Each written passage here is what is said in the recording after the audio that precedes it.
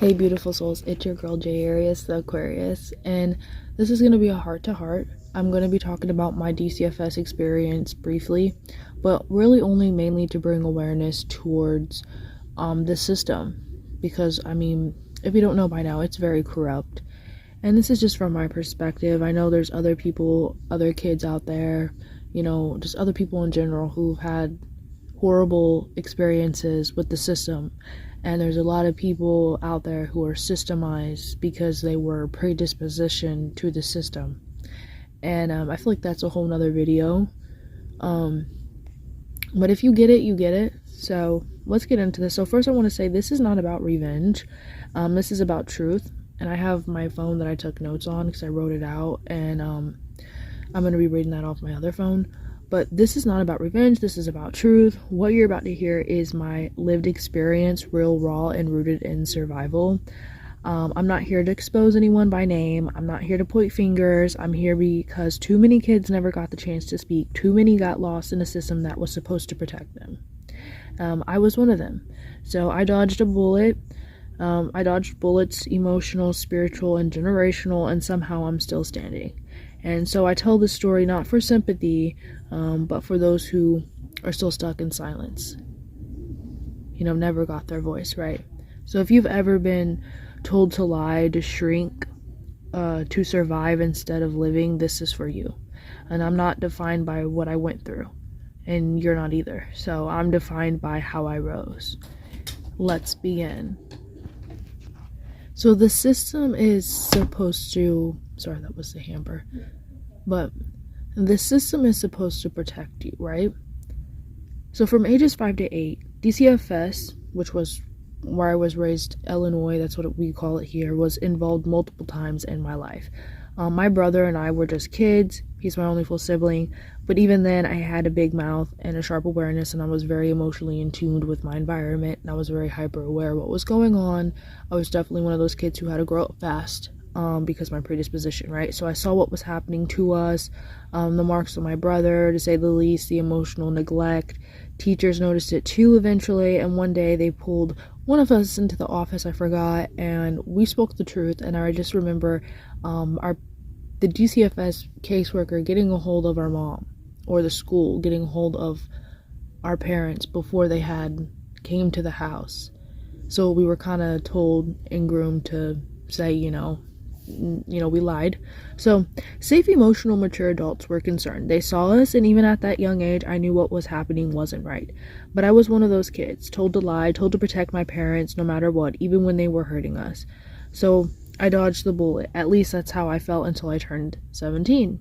So after serious issues with both of my parents, me and my brother, which is my only full sibling, like I mentioned, we decided to move to Tennessee to live with our maternal grandparents. And we were already fractured by the chaos. We had gone through damage in ways no child should be, So like many kids who feel invisible and unwanted, we turn to dangerous, decisions and actions, and just wanting to try, looking for a sense of belonging, trying to feel something, looking for love in all the wrong places, right? So DCFS caught up with us again. So they asked, where are your parents? Why are you doing this? Why are you here? Why are they there? What's going on? And long story short, we were put into state custody. So it felt like the system I already knew was broken from childhood just wrapped itself around me again. So, how do you trust yourself when you can't trust your country, your community, your caregivers, your system, your school, yeah. So that question haunted me. It cracked something open, though, and when they separated me from my brother, it nearly broke me. But by some miracle, our DCFS worker, a real one, a light worker, I would say, found a way to relay messages between us. Even though we weren't supposed to talk, he understood how much we meant to each other. He cared. He was one of those good ones, you know what I'm saying? He wasn't it for the money or the paycheck. He was in it for the child's well-being, and I'll never forget that. I'll never forget him, and that was everything to me, especially in those moments of isolation. So like, much respect. So in Tennessee, placements go by levels. So I got put into DCF custody in Tennessee when I was 19. Oh, not when I was 19, in 2019 when I was 17.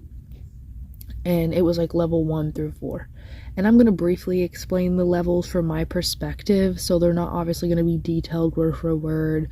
I'm not a DCF caseworker in Tennessee. So anyway, so level 1 is basically for kids who aren't worn down. You know what I'm saying? So maybe like somebody, maybe, you know, your mom was the last person you had and she died, so now you have no other family, so you have to go, so you're like a level 1, you know, you haven't really been, you haven't been violent, you haven't gotten into drugs, you know, you haven't done prostitution, anything like that, so you're not really as worn down or big of a risk, really, you know what I'm saying? So level 2 means you've been through some stuff, so you maybe have some mental health issues, maybe you got some PTSD, maybe you saw some things, maybe you have like a little drug problem, but you can still be in like a foster home, a one-on-one, and things like that. But level 3, it's more of a group home, okay? So but you could be a level 2 and get placed in a level 3. So like, I'll get into that. So anyway, so level 3 means group home. It's more structured. It's often like locked down, or if they don't have locks, it's like definitely more like militant like system, like, you know what I'm saying? Like one phone call a day for 10 minutes, one visit a week, you know what I'm saying, type shit. So anyways, level 4 was for high-risk kids that were violent and more involved in crimes and things like that.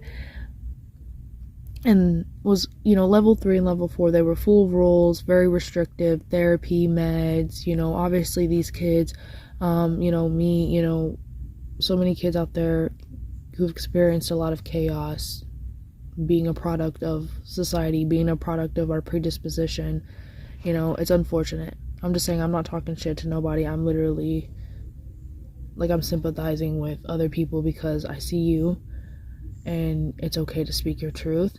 And I hope this inspires, you know, somebody else to speak their truth about the system, because it's not going to change if we just gatekeep our truth, you know. So, but it's not always about your needs. Sometimes they place you where there's just a bed available.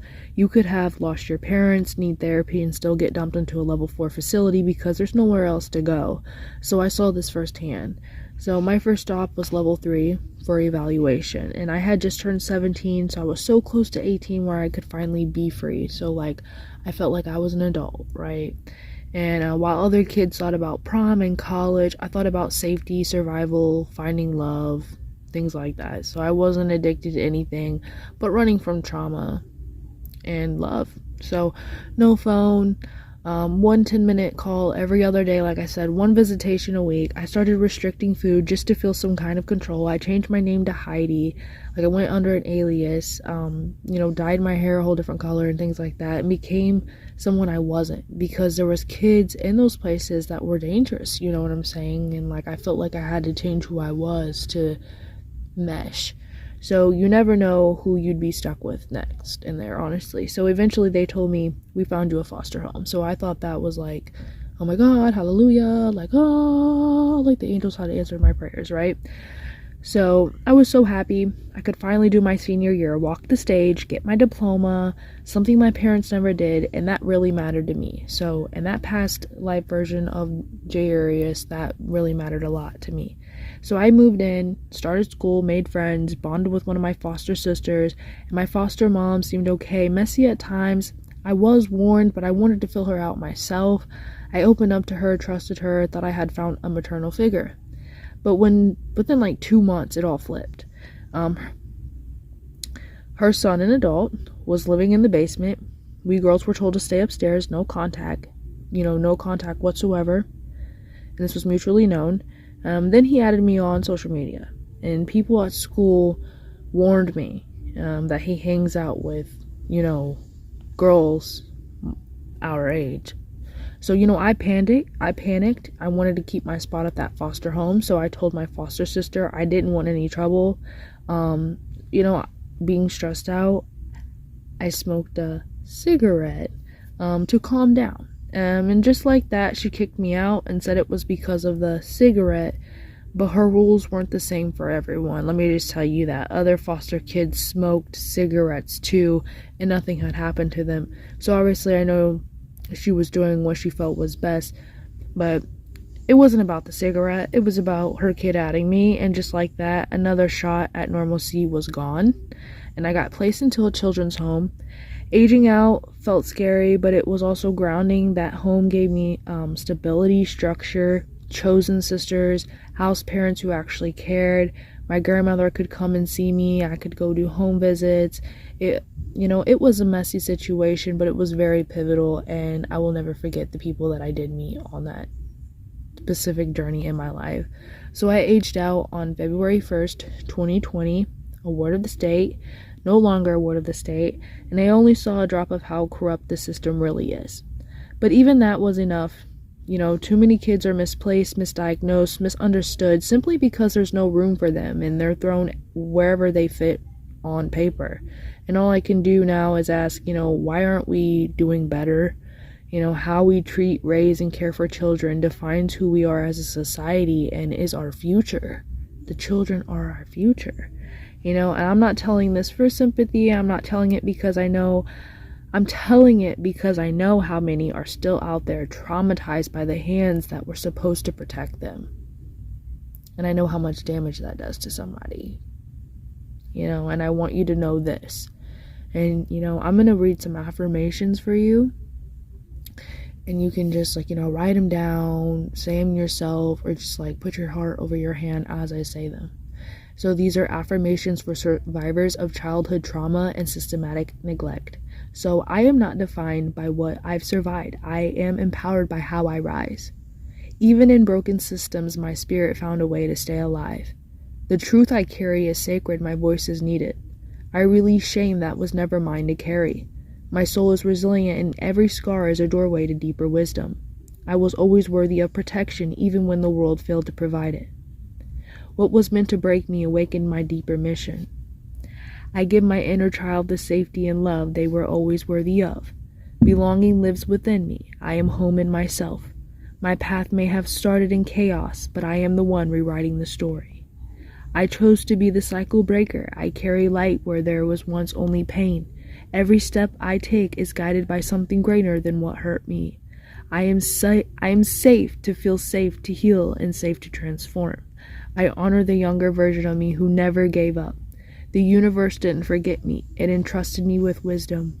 I allow softness where I once needed armor. My story is not a tragedy, it's a testimony.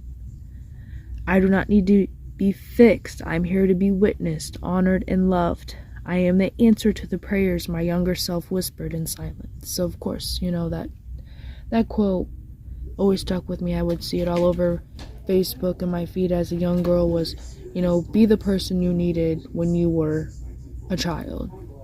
Become that person. And that's everything. But I'm going to end this video here. This was a heart to heart. I love you guys. Omni love. Absolute healing. If you guys have stories about the system, I'd love to hear them.